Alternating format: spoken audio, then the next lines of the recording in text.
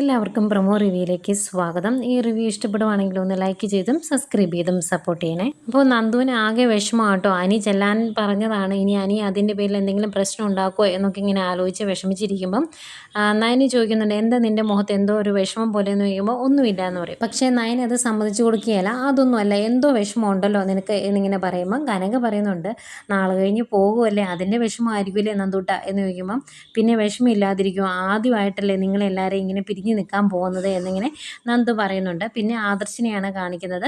ആദർശ് നയനെ വിളിച്ച് പറയുവാണ്, നാളെ വിഷുവായിട്ട് നിന്നെ കണി കാണാൻ പറ്റില്ലല്ലോ എന്നൊരു സങ്കടമേ എനിക്കുള്ളൂ എന്ന് പറയുമ്പം നയനി ചോദിക്കുന്നുണ്ട്, ഇങ്ങനെയൊന്നും അല്ലായിരുന്നല്ലോ നേരത്തെ പറഞ്ഞുകൊണ്ടിരുന്നത് എന്ന്.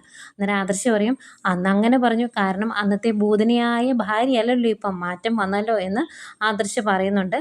അതിനുശേഷം നന്ദു ഇങ്ങനെ കൂട്ടുകാരുടെ കൂടെ പുറത്തേക്ക് പോയ കാര്യമൊക്കെ നയന പറയുന്നുണ്ട്. അന്നേരം ആദർശ് പറയുവാണ്, കൂട്ടുകാരുടെ കൂടെ നന്ദു അങ്ങനെ പോയിട്ടുണ്ടെങ്കിൽ അനിയെ കാണാൻ തന്നെയായിരിക്കും, അവനും ഇവിടെ ഇല്ലെന്നാണ് തോന്നുന്നത് എന്ന് ആദർശ് പറയുമ്പം ആകെ വിഷമമാകുന്നുണ്ട് കേട്ടോ നയനയ്ക്ക്.